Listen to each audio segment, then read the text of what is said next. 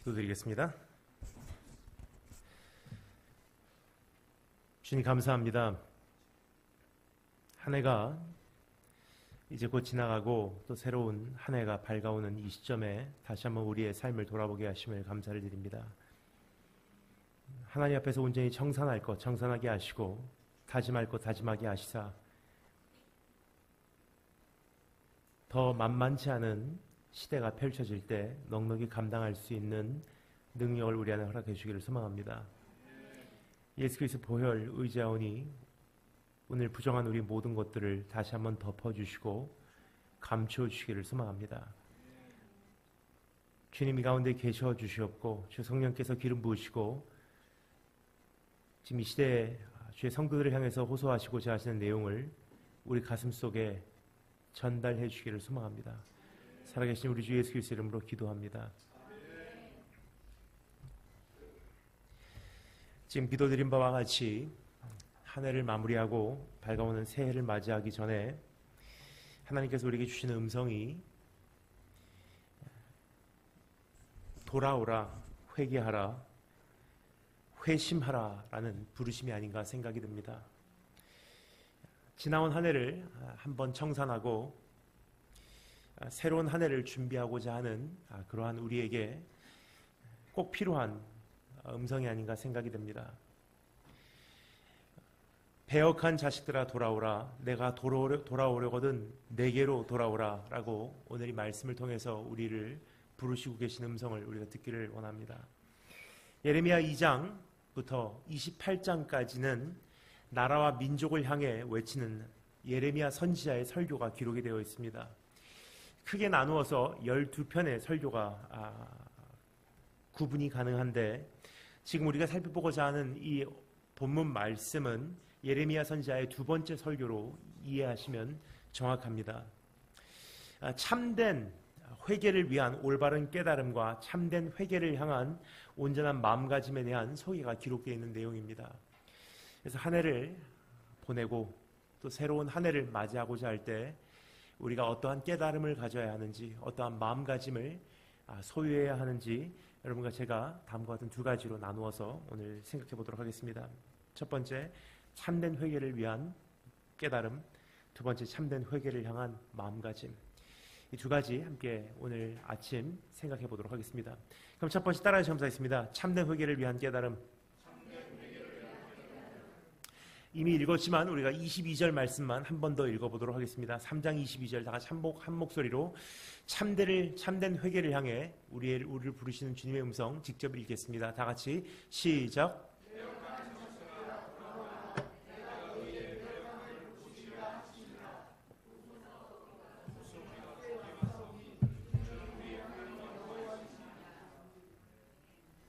주님께서는 우리를 참된 회개로 부르시고 계십니다. 이것이 한 해를 마치고 또 새로운 한 해를 맞이하고자 하는 우리의 가장 우선적인 자세가 아닌가 생각이 듭니다. 여러분 이번 한 해 어떻게 사셨습니까? 분주하게 정신없이 산 우리의 삶을 잠시 돌아볼 수 있는 기회가 되었으면 좋겠습니다. 제가 좋아하는 노래 한 곡이 생각이 납니다. 세상을 살아가는 지혜라는 곡입니다. 하늘을 바라볼 겨를도 없이 정신없이 세상을 살다가 마음의 먹먹함이 나로 하여금 다시 한번 주님을 찾게 합니다 라는 그러한 곡의 가사죠. 오늘 이 한 해를 마무리하는 이제 얼마 남지 않은 시간을 앞두고 있을 때 여러분 한 해를 한번 돌아볼 수 있는 시간이 되었으면 좋겠습니다.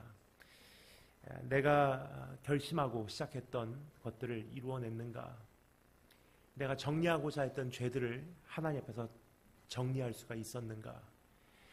작년에 비해서 금년 나는 하나님을 더 알게 되고 사랑하게 되었는가?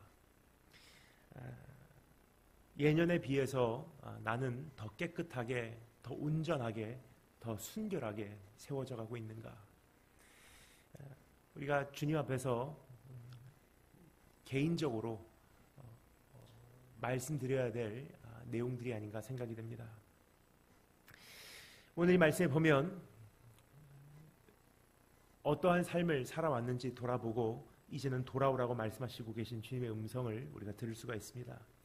조금 더 구체적으로 말씀드리자면 배역한 자리에서 돌아오라고 우리를 부르시고 계신 음성을 우리가 들을 수가 있습니다. 우리말로는 배역하다라는 단어로 번역이 되어 있는데요. 영어로는 unfaithfulness라고 표현이 되고 있습니다. 예레미야 선지서를 보면요. 크게 나누어서 두 민족을 향해서 말씀이 선포가 됩니다.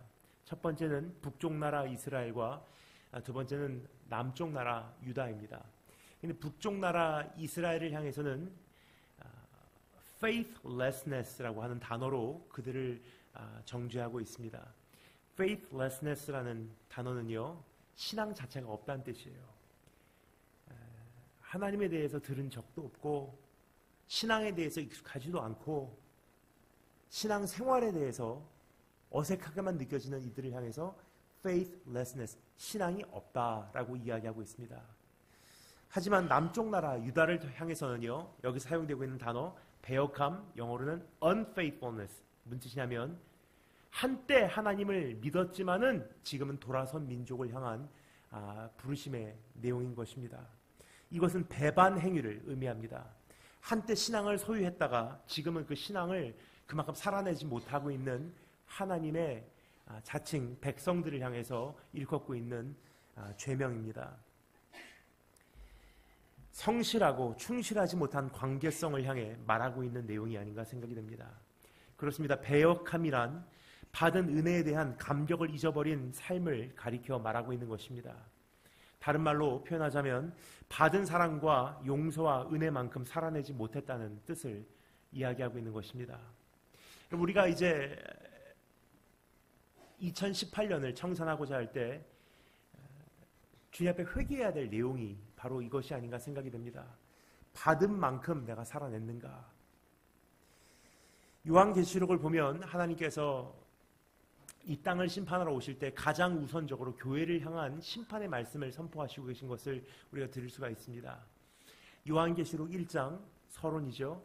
그리고 4장부터는 세상을 향한 심판과 하나님의 구원받은 백성을 향한 약속이 기록이 되어 있습니다. 하지만 그 전에 2장 3장의 내용은 교회를 향한 책망의 음성과 칭찬의 음성이 기록이 되어 있다는 점을 여러분 기억해 주시면 감사하겠습니다.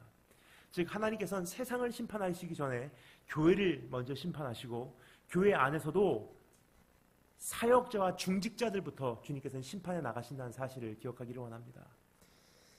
특히 새신자들보다도 또 오랫동안 신앙을 이어받아 지금까지 진행해온 모태신앙자들에게 하나님께서 더 큰 바람이 계시지 않나 생각이 됩니다. 받은 만큼 살아내지 못한 그런 우리의 모습이 있지 않았는지 한번 내 자신을 돌아볼 수 있는 기회가 되었으면 좋겠습니다.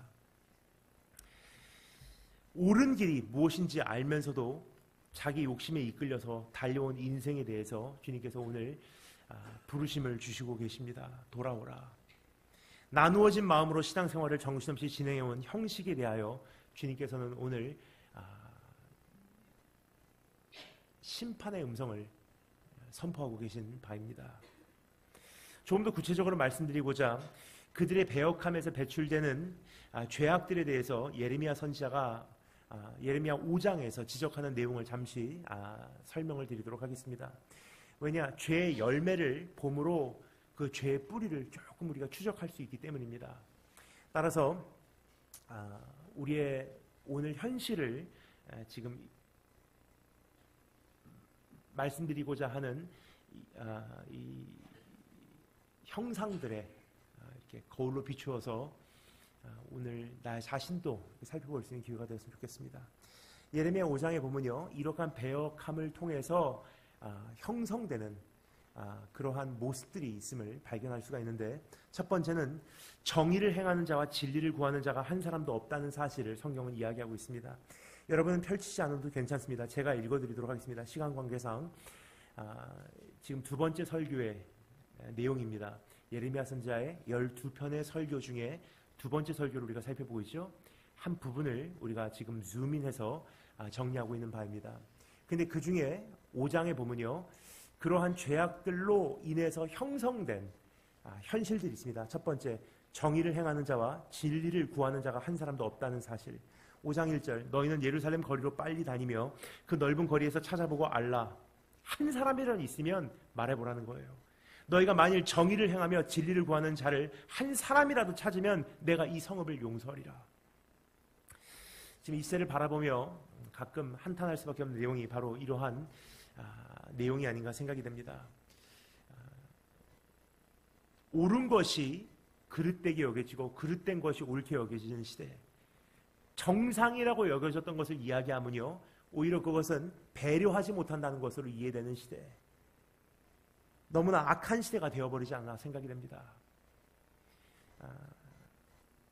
가끔 이렇게 문득문득 드는 소름 끼치는 깨달음은 제정신으로 살아가고 있는 사람들이 이 시대에 얼마나 될까 하는 생각을 하게 된다는 것입니다. 다 핸드폰에 정신 팔려 있고요, 무언가에 미쳐 있고요, 어딘가에 쫓기고 있는 사람들의 발걸음을 보게 됩니다. 여러분 어떠신지요? 내가 그 중에 한 사람이 아니었는지 내 자신을 돌아볼 수 있는 기회가 되었으면 좋겠습니다. 목사로서, 선교사로서, 설교자로서 제가 오늘 이 강단 위에서 여러분께 고백 드릴 수 있는 한 가지 제 개인적인 씨름할 수밖에 없는 내용이 있다면 바로 이 점이 아닌가 생각이 됩니다. 예년에 비해서 금년 더 악해져가는 제 모습을 보게 됩니다. 더 조급해졌고요, 더 용서하기가 어렵고요, 원한을 내 안에서 해소하기가 더 쉽지 않은 저의 모습을 발견하게 됩니다. 그런데 이것은 주님께서 이미 경고하신 바가 아닌가 싶습니다. 이 시대, 마지막 시대가 되면 사람들은 더 조급해지고 사랑은 식어가고 용서하기를 더디하고 원한을 품고 그것을 쉽게 놔주지 않는다는 거예요. 근데 이 시대라는 엄청난 흐름 속에 제가 한 사람으로 있기 때문에 이것을 역류한다는 것은요, 결코 쉬운 일은 아니라고 생각을 합니다.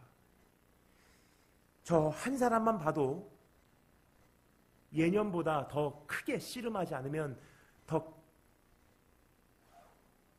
심하게 내가 통증을 앓지 않으면 변질될 수밖에 없는 나의 모습을 바라볼 때, 오늘 하나님 앞에서 이 도성에 하나님, 나는 의인입니다 라고 이야기할 수 있는 자가 얼마나 되는지 우리 하나님 앞에서 살펴볼 수 있는 기회가 되었으면 좋겠습니다. 두 번째 모습, 하나님의 심판에 대한 무관심의 내용이 기록이 되어 있습니다. 5장 3절, 여호와여 주의 눈이 진리를 찾지 아니하시나이까. 그들을 치셨을지라도 그들이 아픈 줄을 알지 못하며 그들을 멸하셨을지라도 그들이 징계받지 아니하고 그들의 얼굴을 바위보다 얼굴을 바위보다 굳게 하여 돌아오기를 싫어하므로. 이웃나라 일본을 통해서 끊임없이 우리나라에게 지난 수년간에 걸쳐서 말씀하셨던 주님의 음성을 지금 이 시간 되새기게 됩니다. 쓰나미, 지진, 원자력 발전소의 사고들, 또 동남아시아에 일어나는 수많은 사고, 주변 국가 중국과 일본을 기준으로 대한민국을 감싸고 있는 나라들의 지금 형성되고 있는 현실들, 북한에서 일어나고 있는 움직임, 온 세계의 정세들, 이것들을 가만히 지켜보면요, 하나님께서 이제 정말 얼마 때가 남지 않았다고 교회와 성도를 향해서 부르시는 음성으로 우리가 들을 때가 되지 않았나 생각이 됩니다. 그러나 그러한 현실들을 봄에도 불구하고 자극을 받지 못하는 것이 성경에서 말합니다, 죄라고 이야기를 하고 있어요. 아이들도 그렇죠. 혼냈을 때 그것을 심각하게 받아들이는 애들은요,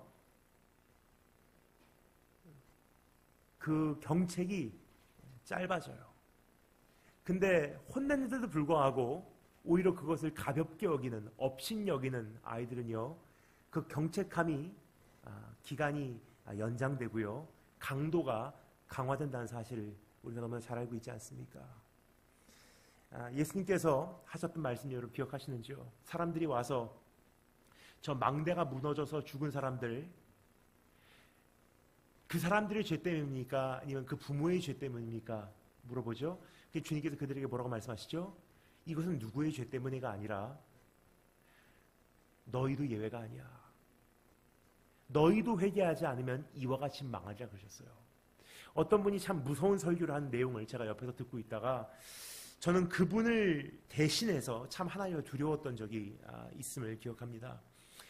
일본에 그 큰 자연재해가 일어났을 때, 일본이 큰 피해를 입었을 때 감히 그분께서 이런 내용을 강단에서 이야기하는 설교를 듣고 제가 참 하나님 앞에 죄송했던 기억이 납니다. 이런 내용이었습니다. 하나님께서는 예수 믿지 않는 일본을 치시고 모든 자연재해, 우리 대한민국을 특별히 사랑하시기 때문에 다 피해가게 하셨다. 그 분별력이 없는 성도님들은요, 그 말씀을 듣자마자 아멘으로 화답을 하더라고요. 여러분, 조금 전에 말씀드렸죠? faithlessness, 신앙에 대해서 아무것도 알지 못하는 북쪽 나라 이스라엘, 한때 신앙을 가지고 있었지만 받은 은혜만큼 살아내지 못하는 남쪽 나라 유다. 근데 너무나 충격적인 현실은요, 하나님께서 직접 이렇게 구체적으로 말씀을 하세요. 선언을 하세요. 북쪽 나라의 죄보다 남쪽 나라의 죄가 더 크대요. 아무것도 모르는 사람들보다도 알면서도 그렇게 행하지 못하는 사람들의 죄가 더 크다고 주님께서는 선언하십니다. 그러면 하나님께서 보실 때 복음에 대해서 아무것도 모르는 기독교 인구 0.2%는 일본이 더 죄가 많을까요? 아니면 한때 부흥의 맛을 보고 교회도 그렇게 그 크기를 자랑하는 대한민국이 빛과 소금의 사명을 감당하지 못해서 일본보다도, 아니면 거의 어깨를 나란히 두고 악해져가는 대한민국의 사회를 보시고 하나님께서 악하다고 말씀하실까요? 누구의 죄가 더 큰지 한번 우리가 생각해 주면 좋을 것 같아요. 감히 하나님의 강단이 어디인데 그분께서 그런 말씀을 함부로 선포하셨나? 저는 그 말씀을 듣다가 화가 나더라고요. 두 가지 이유가 있기 때문이에요. 첫 번째, 일본을 비화시키는 설교 내용이었고요. 두 번째, 그 말씀을 듣는 대한민국 성도들로 하여금 안 좋게 하는 내용이었기 때문이에요. 나는 괜찮구나. 하나님께서 대한민국을 사랑하시고 계시구나. 회개할 수 있는 기회를 하나님의 백성들로 하여금 앗아가는 설교자였었어요. 여러분, 너무나 많은 심판에 대한 경고와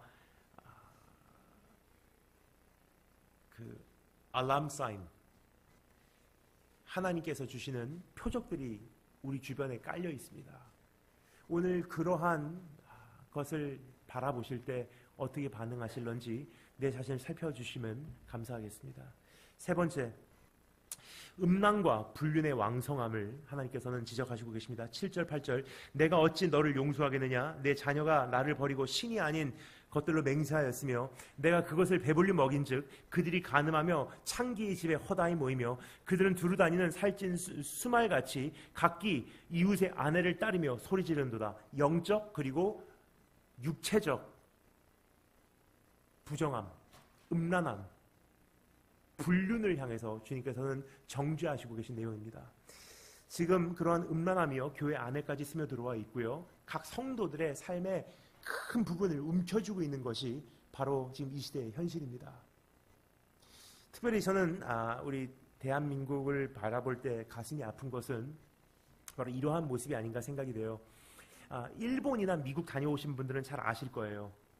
선진국으로 가면 갈수록 죄의 어떠한 그러한 문화를 자주 접할 수 있다고 많은 분들이 생각하시는데요. 사실 선진국 쪽에서 오랫동안 생활하신 분들은 잘 아세요. 선진국 쪽으로 나가면 나갈수록 죄를 져야지 하고 작정하지 않는 한 죄를 접할 수 있는 기회가 그만큼 적어요. 예를 들어서 미국도요, 오늘은 죄를 져야지 작정하고 죄를 짓는 장소를 내가 찾아가지 않는 한 일상생활하는 서버비아, 내가 사는 이 동네에서는 죄를 접할 수 있는 기회가 그렇게 많지 않다는 거예요. 일본도 마찬가지고요. 미국도 마찬가지고요. 유럽도 마찬가지예요. 그러나 우리 아이들을 보면 이젠 더 많은 기도와 관심이 필요하겠다 생각하는 이유가 바로 여기 있습니다. 한국은요, 일상생활하고 죄하고 섞여 살아요, 지금. 예를 들어서 교회가 있는 상가 건물에만 들어가도요, 유흥과 잘못된 어떠한 상업들, 죄를 접할 수 있는 수많은 기회들과 학원 시설들, 병원 시설들, 교회 시설들 1, 2, 3, 4층으로 그냥 같이 모여 살거든요. 항상 노출이 돼 있어요. 혹시 그거에 무뎌진 것이 우리의 삶이 아닌가? 무뎌진 만큼 죄를 용납했다는 뜻이에요. 오늘 한 해를 청산하며 하나님 앞에서 내가 더욱더 순결하게 살지 못한 우리의 모습을 두고 국가적으로, 교회적으로, 개인적으로, 특별히 부모는 가정에서 자녀들을 그렇게 교육하지 못한 점을 놓고서 회개할 수 있는 기회가 되었으면 좋겠습니다. 네 번째, 사회에 무너진 공의. 27절부터 28절 말씀. 새장의 새들이 가득함 같이 너희 집에도 속임이 가득하도다. 그러므로 너희가 번창하고 거부가 되어 살찌고 윤택하며 또 행위가 심히 악하여 자기 이익을 얻으려고 송사 곧 고아의 송사를 공정하게 하지 아니하며 빈민의 재판을 공정하게 판결하지 아니하니. 시간 관계상 더 읽지는 않겠습니다. 하지만 수많은 선지자들의 하나님의 말씀을 읽을 때 절대로 빼놔서는 안 되는 한 가지 요소가 있다면요, 소셜 저스티스, 사회의 공의예요. 개개인의 죄성으로 인해서 감염이 되기 시작하는 사회는요, 그런 개개인으로 형성된 사회의 구조는 반드시 망하게 돼 있다는 거예요. 따라서 우리가 한 가지 기억하기를 원합니다. 우리 대한민국 대통령만 바뀌면 우리나라 잘 살 것이다. 예수 믿는 대통령만 세워지면은 우리나라는 이제 사회적으로 바로 설 수 있을 것이다. 여러분, 꿈에서 깨시기를 바랍니다. 왜냐하면요, 사회 문제는요, 사회학이 개발이 되지 않아서가 아니에요. 심리학이 발전하지 못해서가 아니에요. 경제학이 바로 인용되지 못해서가 아니에요. 이 사회에 있는 모든 문제는요, 사람의 마음 문제예요. 다른 말로 표현해 볼까요? 성경에서는 그것을 죄 문제라고 이야기하고 있어요. 죄 때문에 파괴되어서 가정도 파괴되고 교회도 파괴되고 사회도 파괴되고 사회, 정치, 경제, 구조가 다 망하게 되는 거예요. 근데 우리가 지금 문제 헛짓고 있다고 생각 안 하십니까? 대통령만 바뀌면, 국회의원만 바뀌면, 정부만 바뀌면, 경제적 어떠한 구조만 재형성되면 절대로 바뀌지 않습니다. 한 사람 한 사람의 개개인의 심장이 재창조되지 않는 한 사회는 바뀌지 않아요. 우리가 한 가지 성경적인 올바른 세계관을 소유하기를 원합니다. 세상적인 세계관은요, 제도에서부터 개인으로 해요. 제도가 바뀌면 사람이 바뀔 것이다. 그러나 복음적 세계관은요, 내가 너희 안에 돌 같은 심장을 제거하고 새 마음을 창조하리니 사람이 바뀌어서 나라가 세워지는 거예요. 그러니까 예수님께서 이 땅에 오실 때 어떠한 사역을 하러 오셨는지 여러분 이제 조금 이해가 가시는지요? 개인의 국가, 어떠한 나라가 잘 돼서 한 사람에게 영향을 주고자 오신 분이 아니세요. 그것 같으면 주님께서 이 세상에 오실 때 헤롯의 후손으로 왕권을 가지고 왕좌에 앉으셨겠죠? 나라를 세우면 예수 믿는 대통령만 제대로 세워지면, 하나님을 두려워하는 왕만 제대로 되면은 사람이 바뀔 거라고 우리가 여전히 오해하시고 계신 분들이 계시겠지만, 그것이 주님의 방법이었다면요, 이 세상에 오실 때 왕좌로 오셨을 거예요. 근데 우리가 열왕기상, 열왕기하를 통해서 계속 목격할 수 있는 한 가지 현실은 무엇입니까? 왕들이 잘못해서 백성이 잘못되고요. 왕들이 잘 돼도 백성이 악해서 나라가 안 되는 거예요. 그래서 주님께서 작정하신 것이 무엇입니까? 돌 같은 마음을 제거하고 내가 너희 안에 혈육에 살아있는 마음을 재창조하기를 원한다. 그래서 말구유와 같은 우리의 심장으로 찾아오신 분이 예수 그리스도예요. 사람을 바꾸지 않는 한 세상이 변하지 않기 때문에. 그래서 이 세상의 소망이 교회라는 것은요, 그냥 우리가 슬로건 걸고서 일하는 운동이 아닙니다. 이 세상의 유일한 소망은요, 어떤 제도가 아니에요. 사람의 마음을 유일하게 바꿀 수 있는 교회가 소망일 수밖에 없어요. 근데 여러분, 우리의 사회를 한번 돌아보실까요? 어디에서부터 어디까지 지금 이 불의한 것이 스며들고 있는지. 근데 이제 한 가지 우리가 기억해야 되는 것은요, 사회를 향해서, 정치가들을 향해서 손가락질하는 것은 잠시 보이려 하기를 원합니다. 왜냐? 나부터 변해야 돼요. 우리의 죄 문제이기 때문이에요. 사실 밤새도록 살펴보아도 예레미야의 두 번째 설교에 담겨져 있는 이 사회의 심각한 현실들은 우리가 다 정리할 수 없을 것입니다. 그러나 시간 관계상 지금까지 말씀드린 이 네 가지 요소만 잠시 우리가 하이라이트 하고요. 그렇다면 우리의 죄의 뿌리로 돌아가서 나는 어떻게 회개를 해야 하는지 깨달음부터 시작된다는 거예요. 여러분, 회개라는 것은요, 돌이킴부터 시작되는 거예요. 사실 성경에 나와 있는 수많은 회개의 과정들을 가만히 지켜보잖아요. 다 깨달음부터 시작이 됐어요. 예를 들어서 예수님께서 말씀하셨던 돌아온 탕자 이야기 기억하십니까? 아버지의 그 재산을 자기의 상속받을 물질을 요구해서 아버지가 돌아가시지 않았는데 그것을 탈취하듯이 가지고 이웃 나라 가서 허랑방탕하며 마음껏 사용했죠. 결국은 자기가 가졌던 모든 물질을 다 날려버리고 인생의 바닥을 쳤을 때, 일본 말로는 성경에서 이렇게 정확하게 번역이 되어 있어요. 가레가 와레니 카이리. 무슨 뜻이냐면 탕자가 자기 자신에게 돌아왔다고 기록하고 있어요. 돼지 우리에서 돼지 먹는 그 음식도 못 먹고 거기서 인생의 바닥을 쳤을 때 제정신을 차리고 보니까 아버지의 집에는 그 종들도 이보다 나은 생활을 하고 있는데 내가 여기서 뭐 하고 있지? 깨달음이에요. 회개의 가장 첫 번째 과정은 언제나 깨달음부터 시작이 돼요. 그래서 우리의 배역한 삶에 대한 세 가지 깨달음을 오늘 먼저 정리함으로 우리 이제 내일 있을 송구영신 예배를 준비할 수 있는, 그리고 새해를 맞이할 수 있는 축복이 있기를 주님으로 축원합니다. 첫 번째, 따라서 함께하겠습니다. 이로울 것이 없는 삶. 다시 한번, 이로울 것이 없는 삶. 첫 번째 깨달음은요, 이 배역한 삶이 나에게는 이로울 것이 없다는 것을 절실히 깨닫는 것이 우선 조건이에요. 23절 말씀 다 같이 읽겠습니다. 23절 말씀 한 목소리로 한 번 더 읽겠습니다. 다 같이 3장 23절 시작.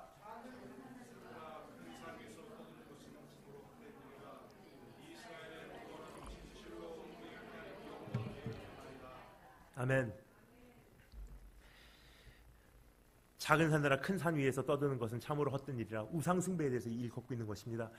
그릇된 삶에 대해서 말하고 있는 것입니다. 그러한 삶 계속 진행해봤자 너에게 이로운 것 하나도 없어. 참된 회개의 첫 번째 단계는 세상의 실체를 조금이나마 바로 목격하는 것이 아닌가 생각이 듭니다. 자신이 생각했던 것과는 달리 세상은 참으로 헛되다는 사실을 절실히 깨닫는 과정이 아닌가 생각이 됩니다. 내가 지향했던 인생에는 소망도 보장도 전망도 없다는 사실을 인정하는 것이 회개의 첫 번째 조건입니다. 여태까지 지내온 삶이 지속된다 하여도 여전히 보람되지 못하고 유익하지 못하다는 사실을 이제는 있는 그대로 목도하는 것이, 받아들이는 것이 회개의 첫 번째 조건이에요. 이대로 해봤자 내가 원하는 것, 지금 죄를 진다고 해도, 일시적으로 하나님을 떠난다고 해도, 내가 원하는 것 다 이루어도 이게 사실 무슨 의미가 있을까? 거기서부터 시작되는 게 회개예요.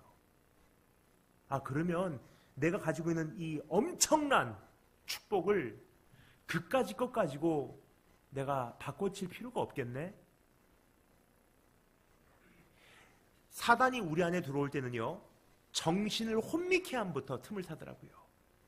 그래, 정신이 혼미케 되면요, 바른 판단을 상실해버려요. 그 바른 판단력을 상실해버리면요, 사람이 죄에서 백발백중 굴복할 수밖에 없기 때문이에요.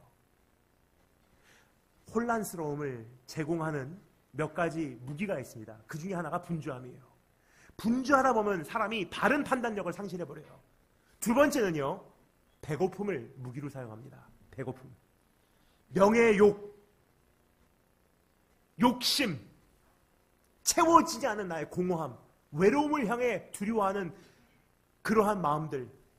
내가 또 외로워지면 어떻게 하지? 두려우니까 뭐라도 잡고 싶은 마음을 잡은 게 죄예요. 그 배고픔에 대한 가장 대표적인 예가 있습니다. 누구죠? 야곱의 형 에서예요. 지금 배고파 죽게 생겼는데 이 팥죽 한 그릇이 나에게 무슨 이익을 줄 거 아니야? 이 장자권이 나에게 뭐가 유익하겠냐? 하고 팥죽 한 그릇에 자기 장자권을 팔아 넘겨버려요. 참 기가 막힌 표현이에요. 죽게 생겼는데 내가 외로워서 죽게 생겼는데 신앙 따위 그게 뭐가 그렇게 중요하냐? 내가 지금 자식들이 굶어 죽게 생겼는데 그 도덕의 기준이 뭐가 그렇게 중요하냐? 죽게 생겼는데 때문에 혼미케 되는 거예요. 여러분, 그러한 생각 속으로 하나님께서 우리 안에 들어오셔서요, 다시 한번 이 지성부터 정리를 시켜주는 거예요. 그 팥죽 한 그릇 먹는다 한들 10년을 네 생명을 연장한다 한들 그게 뭐가 그렇게 유익하냐? 그렇게 벌어서 조금 더 나은 삶을 산다 한들 뭐가 그렇게 더 대단하냐? 이대로 그대로 인생 진행한다고 한들 네 삶에 남을 게 뭐가 있다고 생각하냐? 한번 생각해보라는 거예요. 우리는 우리 자신에게 이야기하죠. 하나님, 나중에 회개할게요. 조금만 기다려주세요 하고 마음의 가책을 느끼면서도 불구하고 1년만 이렇게 살면은 내년에 일단 회개하고 한번 내가 안정권에 두면은 괜찮을 거야. 지금은 마음에 자책이 되지만 일단은 대학교 입시 합격하고서 회개하고 그때부터 신앙생활 열심히 하면 될 거야. 주님께서 말씀하시는 것은요, 그렇게 한다 한들 네가 그 자리에 도달한다 한들 너에게 남는 게 뭐가 그렇게 유익하냐? 생각을 해보라는 거예요. 사실 그렇게 한다 한들 그렇게 유익한 것도 없더라고요. 순간적인 이익을 위하여 그 길을 선택하여도 사실은 이룰 것이 없다는 사실을 깨닫는 것이 회개의 첫걸음입니다. 여러분, 참 이 연말에 제가 옛날엔 부분적으로 읽었지만 다시 이번에 읽으면서 참 은혜가 됐던 한 권의 책을 소개해드리겠습니다. 하나님의 임재 연습이라는 책이 있습니다. 유명한 책이죠. 로렌스 형제라고 하는 수도사가 쓴 책입니다. 사실 그분이 직접 이렇게 써나간 책은 아니고요. 그분이 살아생전에 이야기한 내용을 어떤 분이 매 밤마다 일기에 옮겼다가 그 말을 그대로 나중에 돌아가신 후에 출판을 했어요. 로렌스 형제라고 하는 분은요, 1660년도에 프랑스의 맨바레 까르멜이라고 하는 수도원에서 한 30-40년간에 걸쳐서 수도하셨던 분이십니다. 그분이 한평생 하나님의 임재를 경험하고 그리고 더 깊은 임재 속으로 들어가기 위해서 몸부림치는 연습과 훈련을 한 후 그분께서 마지막에 남겨주신 그 말을 제가 읽어드리도록 하겠습니다. 주의 인자하심은 예부터 있었고 또 여전히 새로우니 제가 당신을 사랑하는 것이 너무나 늦었나이다. 내 형제들이여, 그대들은 젊습니다. 그러니 나의 고백에서 유익을 얻기를 바랍니다. 내 젊은 날들을 하나님을 위해 쓴 것이 너무나 부족합니다. 그분의 사랑을 위해 그대들의 모든 세월을 바치십시오. 내가 만약 그분을 더 일찍 알았다면, 만약 누군가가 내가 지금 그대들에게 하는 말을 내게 해주었다면 그분을 사랑하기에 이르기까지 나는 그토록 오랜 세월을 허송하고 지체하지 않았을 것입니다. 정녕 하나님을 사랑하면서 쓰지 않은 하루는 잃어버린 날로 간주하십시오. 여러분, 이 한 해 어떻게 사셨어요? 잃어버린 한 해로 사용하진 않으셨는지. 잘 살았다라는 것은요, 하나님을 적극적으로 더 사랑하기 위해서 몸부림치지 않은 한 해는요, 낭비한 한 해예요. 왜냐? 그거 외에는요, 사실 아무것도 의미가 없기 때문에. 목사니까 그런 말 하는 거지. 아니에요. 한번 생각해 보세요. 조금만 더 우리가 먹고 살아야지, 잘 살아야지, 잘 입고 살아야지, 누리면 살아야지 해서 도달한다 한들 결국 그게 뭐가 남냐는 거예요. 어차피 배고프고요. 어차피 쇠하여지고요. 거기 가만히 있어. 똑바로 앉아. 어차피 무의미하다는 거예요. 그렇다면 차라리 영원히 남는 거라도 잡아라. 두 번째 깨달음 따라하셨습니다. 멸망으로 이끄는 삶. 24절 말씀 다 같이 읽겠습니다. 24절 다 같이 한 목소리로 준비하시고 시작.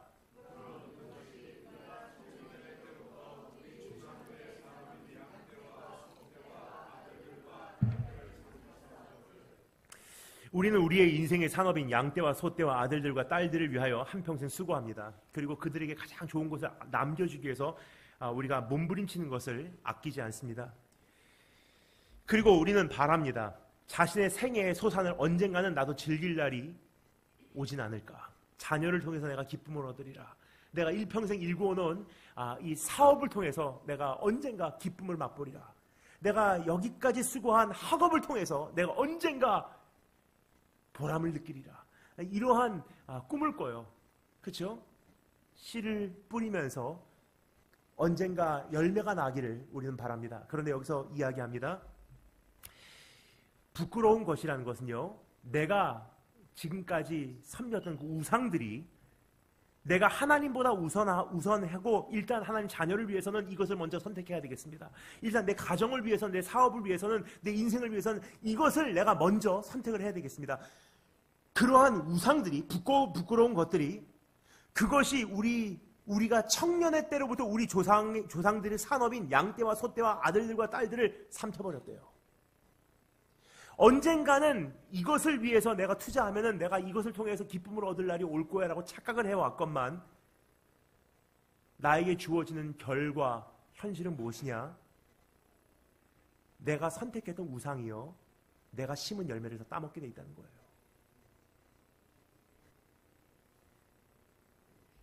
죄가 우리의 삶에 반드시 가져다주는 결과는 우리의 인생의 열매가 죄에게 삼킴을 당하는 비극입니다. 여러분, 죄는요, 절대로 우리가 따먹는 열매가 아니에요. 죄의 열매는, 죄의 결과는 사망입니다. 한 가지 대표적인 예를 들까요? 내 자녀를 위해서 일단은 하나님보다 그래도 세상에서 잘 살아갈 수 있도록 학원, 학교, 세상 살아가는 방법을 가르쳐야 돼. 하나님의 순수함보다도 세상의 지혜를 가르치고요, 하나님을 향해서 두려워하는 것보다도 세상에서 남자답게 사는 법을 가르치기 시작해요. 지금은 좋은 것 같죠? 시간이 지나잖아요.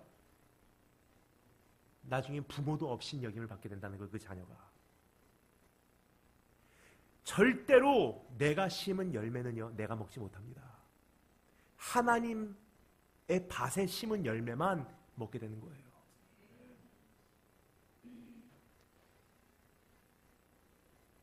우리의 손에 한평생의 수고뿐만 아니라 우리의 자녀마저도 결국 우리에겐 남는 것이 없게 된다는 바입니다. 예를 들어서 여러분, 한국 교회들은 지난 30년 동안 그토록 열심히 거대한 건물들을 건축해 왔건만 결국 그 자리를 정작 채워야 하는 자녀들은 지금 다 어디로 가냐는 질문입니다. 우리의 소산을 우리가 지금 먹고 있는지요? 아니잖아요. 세상에 먹어버렸어요. 나는 내 자녀가 세상에서 성공할 수 있도록 그토록 수고해 왔건만 그들은 지금 진정 행복한가? 하나님 앞에서 다시 한번 생각할 수 있는 기회가 되었으면 좋겠습니다. 여러분, 우리 정말 잘하고 있는 거 맞는지?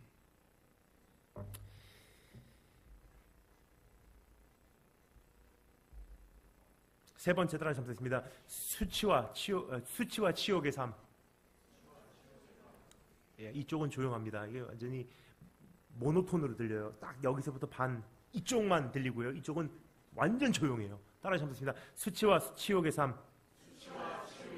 25절 다 같이 읽겠습니다. 25절 한 구절 다 같이 한 목소리로 읽겠습니다. 준비하시고 시작.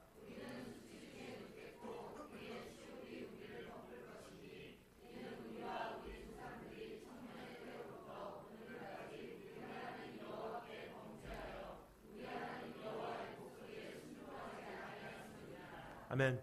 세 번째 우리가 깨달아야 되는 것은 지금 이대로 가다가는 결국은 수치와 치욕을 우리가 면치 못한다는 사실입니다. 성경에서 말하는 수치와 치욕이라는 것은요, 죄의 대표적인 열매입니다. 그러니까 우리가 보통 일반적으로 생각하는 수치와 치욕이라는 것은요, 부끄러움을 연상을 해요. 그렇죠?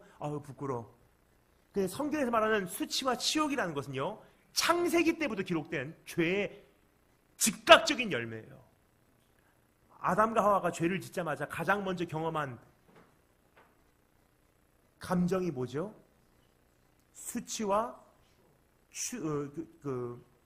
치욕인데요. 그것을 조금 더 구체적으로 표현하면요, 부끄러워가 아니에요. 두려움이었고요, 공포였고요, 내 영혼의 파괴됨이었고요, 죄에 대한 후회심이었고요, 내가 왜 거기까지 했을까? 죄책감이었고요, 끊임없는 이 악순환의 수용돌이 속에서 빠져나오지 못하는 감옥이었어요.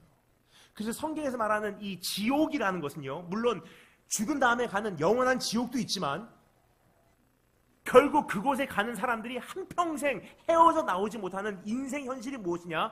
게헤나라고 하는 히브리어 단어가 존재합니다. 감옥이란 뜻이에요. 내가 왜 그렇게 했을까? 문득 엊그제 수년 전에 저질렀던 그 일이 생각나면 얼굴이 빨개지고, 난 내 자신을 사랑할 수가 없어. 어떻게 내가 그런 죄를 졌을까? 괜찮아. 그래도 다시 한번 해봐야지. 넘어지고. 난 어차피 안 되는 사람이야. 후회심, 수치, 치욕. 계속 생각이 거기가 있다 보니까 또 그 죄에 대한 생각이 나고 그리워지고, 그 죄에 돌아가서 또 넘어지면 수치, 치욕, 죄책감, 두려움, 내일은 어떻게 될까? 공포. 이 감옥에서 헤어져 나오지 못해요. 그래서 성경이 말하는 지옥은요, 죽은 다음에 가는 지옥도 있지만 한평생 정신 붕괴 상태에서 사는 그런 지옥을 이야기하고 있는 거예요. 이것이 성경에서 말하고 있는 치욕과 수치입니다. 결국 배역한 삶, 죄는 무의미할 뿐만 아니라 멸망으로 이끄는 길이며 심적 고통의 상태에 이르게 하는 통로인 것입니다. 여러분 어떻습니까? 지금 그러한 삶을 살고 계시진 않으신지요? 지난 한 해 동안 그러한 삶과 씨름하진 않으셨는지요? 밤새도록 어떻게 할까? 내일에 대한 두려움, 과거에 대한 수치, 오늘에 대한 먹먹함, 끊임없는 반복. 그 감옥에서 우리가 고통을 당하고 있다면요, 이 땅에서 천국을 누리지 못한 거예요. 그러면요, 내가 죽는 날 하나님께서는 공의롭게 이렇게 말씀하십니다. 네가 한평생 익숙한 것이 지옥이니 영원토록 연장시켜줄게. 그것을 다니엘서에서 이렇게 얘기합니다.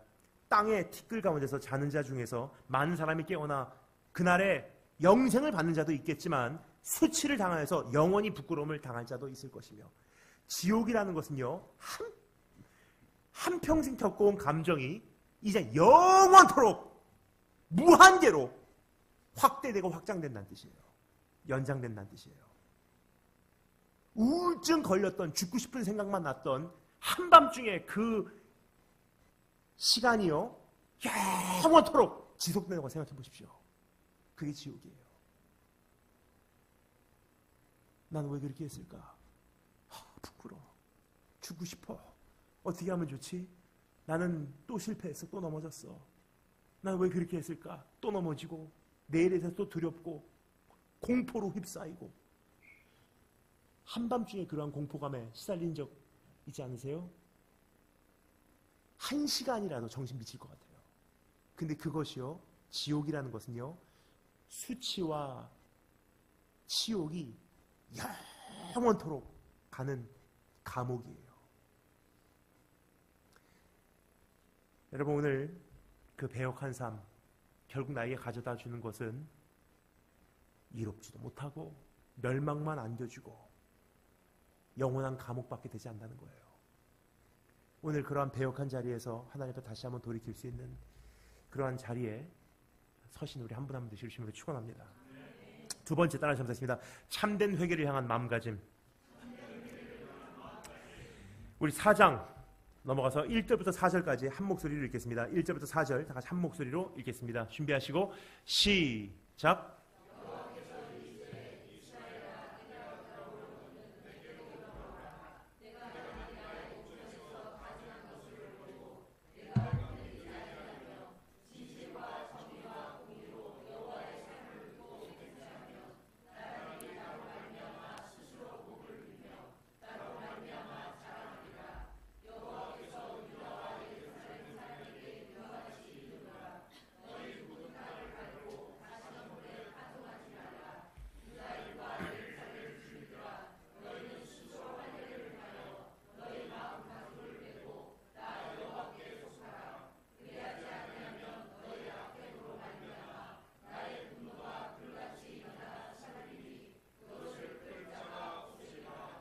아멘. 지금까지 살펴본 죄악들을 향해 회개를 요구하신 주님의 음성에 우리가 반응하기를 원한다면 어떠한 마음가짐, 다른 말로 회개의 자세가 요구되는지 잠시 생각해 볼 필요가 있습니다. 여러분, 지금까지의 내용은요, 지금까지 살펴본 내용은요, 이 깨달음은 일시적으로 우리가 회개를 향한 한 걸음을 내딛기 위한 필수 조건이고요. 지금부터는 하나님께서 우리에게 요구하시는 온전한 회개의 자세입니다.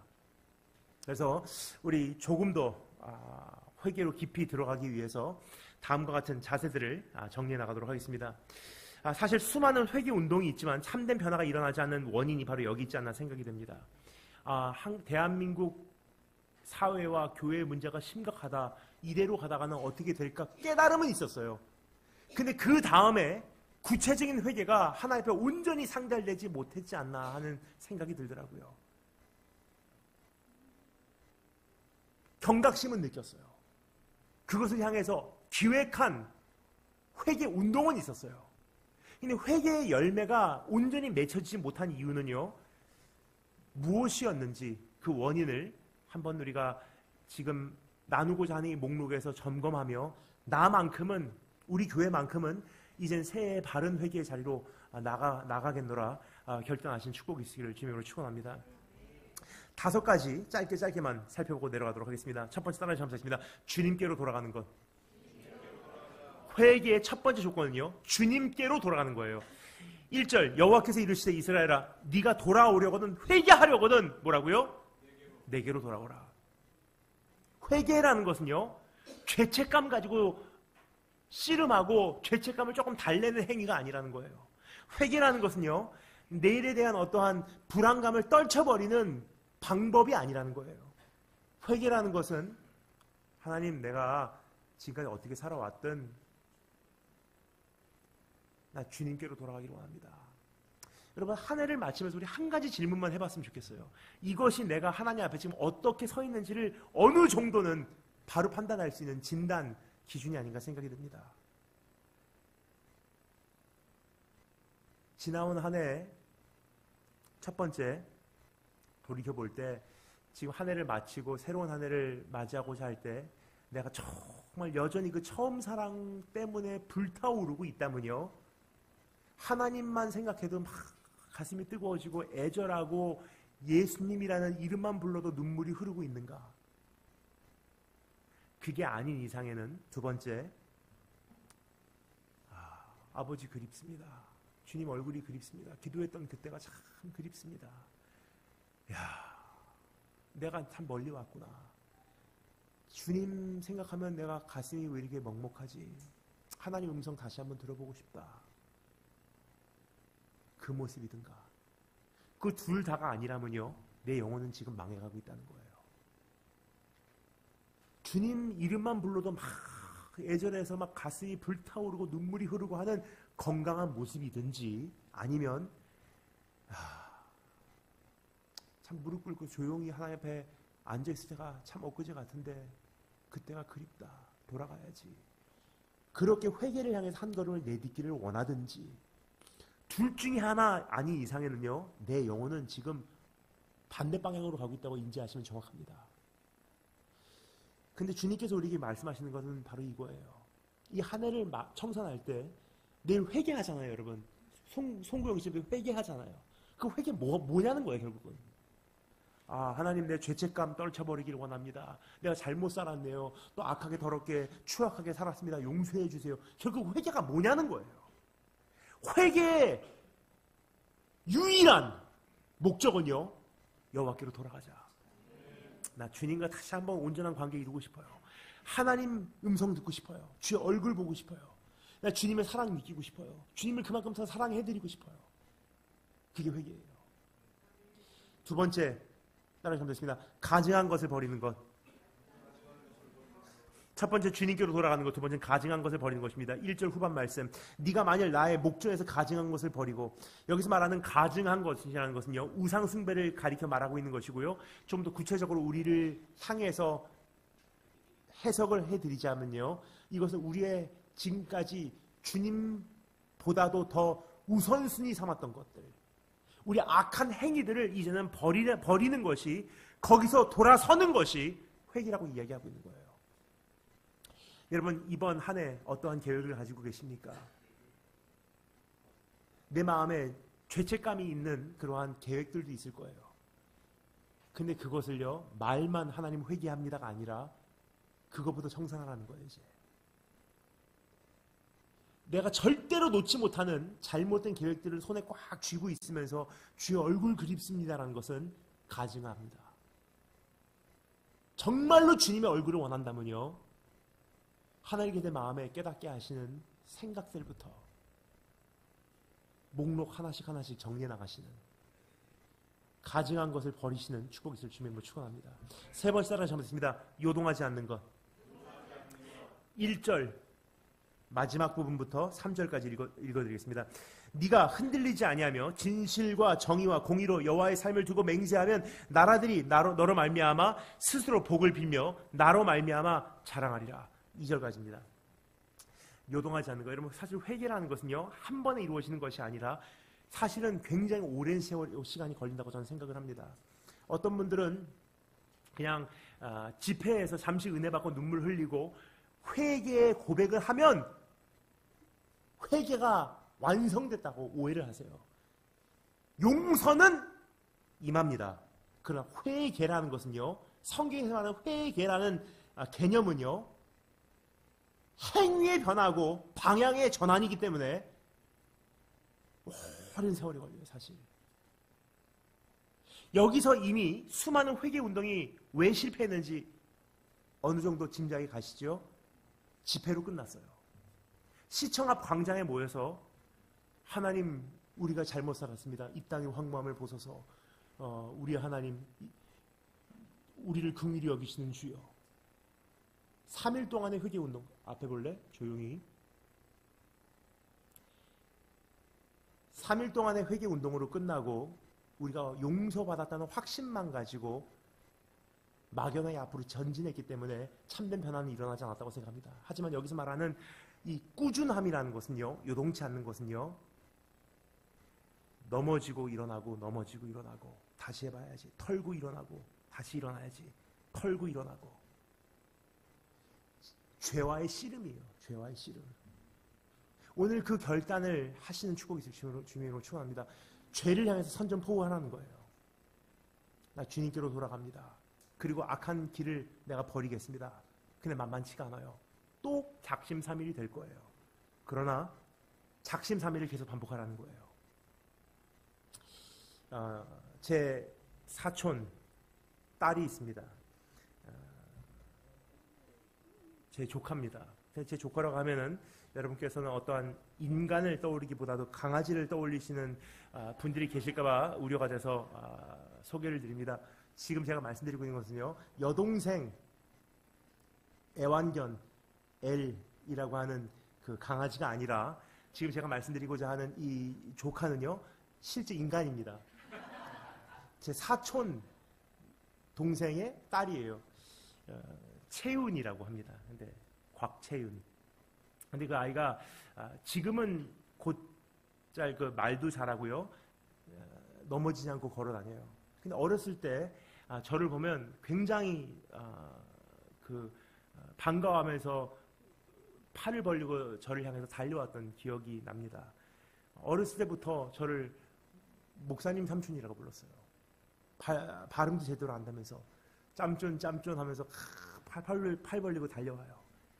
근데 달려오는 그 모습을 볼 때 어른들은 알아요.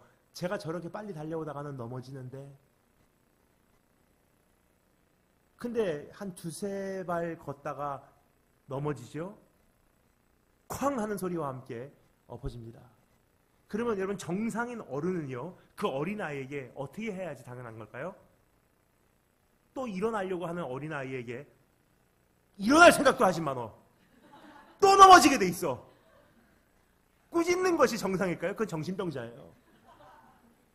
어린아이가 넘어지면요, 정상 어른들은 어떻게 해야지 마땅한 거죠? 또 일어나. 또 한번 달려봐. 팔 펼쳐서 또 한번 해봐. 또 달려와. 그게 정상이에요. 근데 저하고 제 사촌하고 나이가 많이 차이가 나지만, 저하고 조카하고, 그렇죠? 저하고 조카하고의 이 차이와는 비교할 수가 없을 만큼 하나님과 우리하고는 차이가 있어요. 무한한 차이예요, 사실. 그분이 무한하시기 때문에. 근데 무한하신 그분이요, 무한하게 작은 우리를 보고서 그래도 잘 살려고 하다가 3일 만에 넘어지고, 회심했다가 또 죄짓고 하는 우리를 향해서 넘어질 때 일어날 생각도 하지 마, 너. 어차피 넘어지게 돼 있어. 그게 정상일까요? 아니면 또 일어나. 또 달려가면 되잖아. 그렇게 넘어지고 일어나고 넘어지고 일어나고 하다 보면 언젠가는 덜 넘어지고 더 덜 넘어지고 어느 날은 안 넘어지게 돼 있어. 그때까지 기다려주신 분이 하나님이실까요? 어느 쪽일까요? 전자예요, 후자예요? 후자예요. 그래서 여기서 말하는 것은 너희가 진리를 두고 맹세하고 요동치 말아라. 오늘 그러한 회심을 할 수 있는, 결심을 할 수 있는 우리 한 분 한 분 되시길 주님으로 축원합니다. 네 번째 따라 잠시입니다. 묵은 땅을 가는 것. 3절 말씀. 여호와께서 유다 예루살렘 사람에게 이와 같이 이르노라. 너희 묵은 땅을 갈고, 하지만 가시덤불을 파종하지 말라 그래요. 무슨 뜻이냐면요, 우리말로는 묵은 땅이라고 기록이 되어 있는데 영어로는 이렇게 번역이 됐습니다. fallow, 아니면 다른 번역에서는요 unplowed ground. 무슨 뜻이냐? 갈아보지 못한 땅을 갈라는 거예요. 아직도 시도해보지 못한 결심을 하라는 거예요. 아직도 한 번도 엄두도 내보지 못한 회심을 하라는 거예요. 단지 가시밭에게, 가시덤불에게 파종하지 말라. 이건 나중에 시간이 많이 지난 다음에 예수님께서 비유하셨던 말씀에서 어느 정도 그 진리를 알 수가 있어요. 마음 강팍한 사람들, 세상에 아직도 많은 근심과 걱정거리와 욕심을 안고 있는 사람들에게 씨 뿌리지 말라는 거예요. 참된 회심은 어디서 나타나냐? 하나님, 이거 다 의미 없더라고요. 난 주의 얼굴이 그립습니다. 그런 사람들에게 씨를 뿌렸을 때 열매가 어떻게 나타나냐면요, 하나님, 그러면 또 넘어진다 할지언정 또 하면 되니까 이번에 또 다시 제가 결단합니다. 끊임없는 결단이에요. 연속이에요. 제가 작년 말에 모든 SNS, 이메일 다 없애버렸어요. 그리고 이메일 계정 딱 하나만 만들었어요. 이거는 정말 아무 용도가 아니라 딱 신용카드 회사에서 오는 이메일, 아니면 그 비행기 티켓 받는 이메일, 호텔 컨퍼메이션 받는 이메일 용도로만 딱 하고요. 나머지는 다 깨끗하게 삶을 청산을 했어요. 뭐냐,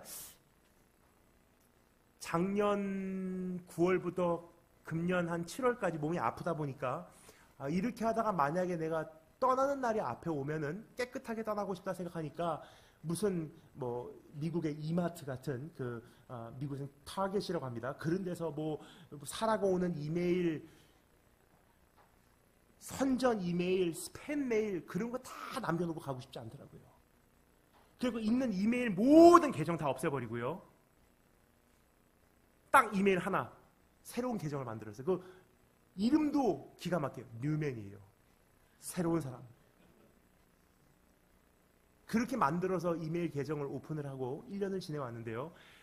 이제 한 해를 마치려고 돌아보니까 재작년보다는 더 좋아졌어요. 작년보다는 더 깨끗해졌어요. 그러나 1년 사이에 군더더기들도 많이 붙었더라고요.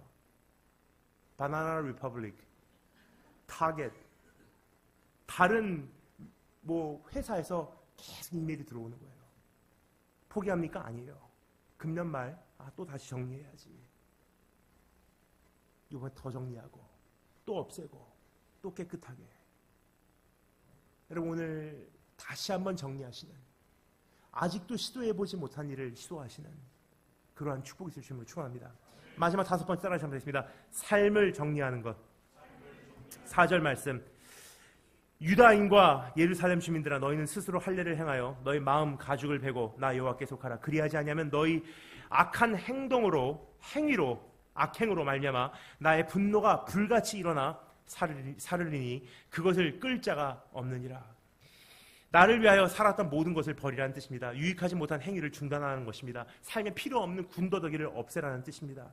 삶에 숨어있는 불필요한 행동, 소유, 관심, 취미, 만남, 관계들을 이제 구체적으로 정리하라는 주님의 권면의 음성입니다.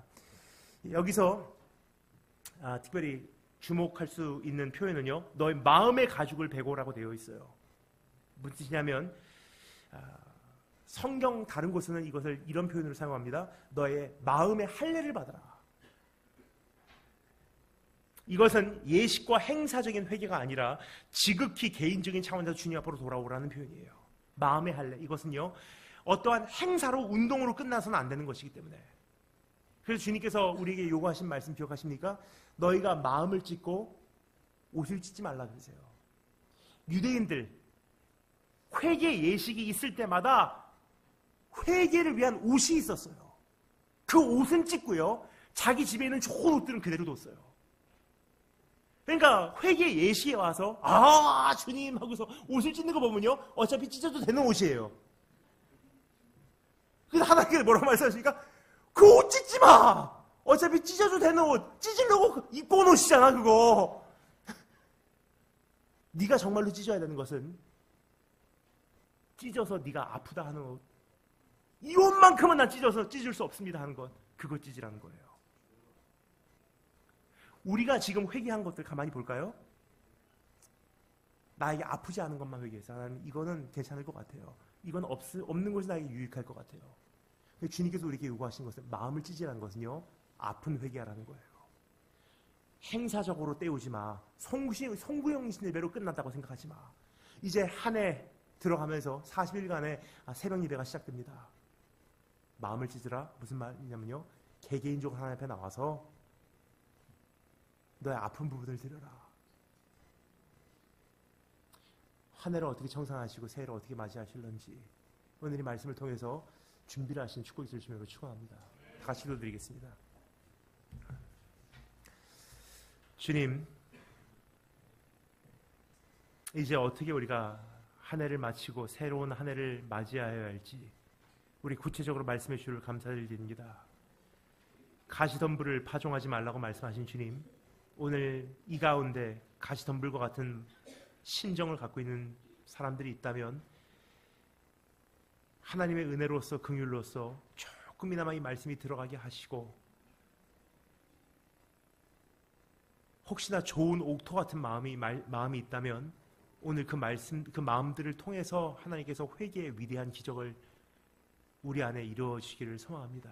그들이 복받는 자가 되게 하시고 그들이 새해에 맛보지 못한 은혜를 체험할 수 있는 자들이 되게 하시기를 소망합니다. 살아계신 주 예수 그리스도 이름으로 기도합니다.